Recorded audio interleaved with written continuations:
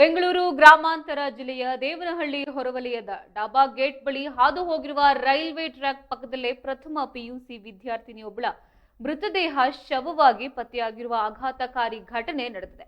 ದೇವನಹಳ್ಳಿ ತಾಲೂಕಿನ ಉಗನವಾಡಿ ಗ್ರಾಮದ ದೀಪಿಕಾ, ಆಕೆಗೆ 15 ವರ್ಷ, ಮೃತಪಟ್ಟ ದುರ್ದೈವಿ. ಈಕೆ ದೇವನಹಳ್ಳಿ ಪಟ್ಟಣದ ಪ್ರತಿಷ್ಠಿತ ಆಕಾಶ್ ಕಾಲೇಜಿನಲ್ಲಿ ಪ್ರಥಮ ಪಿಯುಸಿಯನ್ನು ವ್ಯಾಸಂಗ ಮಾಡ್ತಾ ಇದ್ಲು. ಇನ್ನು ರೈಲ್ವೆ ಹಳಿ ಪಕ್ಕದಲ್ಲಿ ಬಿದ್ದಿದ್ದ ದೀಪಿಕಾಳ ಮೃತದೇಹವನ್ನ ಕಂಡು ಸಂಬಂಧಿಕರ ಆಕ್ರಂದನ ಮುಗಿಲು ಮುಟ್ಟಿದ್ರೆ ಮಗಳ ಶವ ನೋಡಿ ತಾಯಿ ಸ್ಥಳದಲ್ಲೇ ಮೂರ್ಛೆಯನ್ನ ಹೋಗಿದ್ದಾರೆ. ಇನ್ನು ಘಟನಾ ಸ್ಥಳಕ್ಕೆ ದೇವನಹಳ್ಳಿ ಪೊಲೀಸರು ತಕ್ಷಣವೇ ಭೇಟಿಯನ್ನ ನೀಡಿ ಪರಿಶೀಲನೆಯನ್ನ ನಡೆಸಿದ್ದಾರೆ.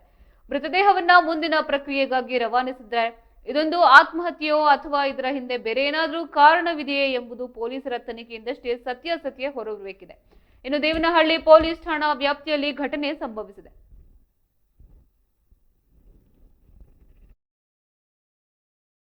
ಕಾಲೇಜ್ ಕಡೆ ಮುಗಿಯೋದು ಕಾಲೇಜು 12:30 1 ಗಂಟೆ ಮುಗಿದ ಸರ್. 12 ಗಂಟೆ ಮುಗಿದ ಸರ್. ಅಯ್ಯೋ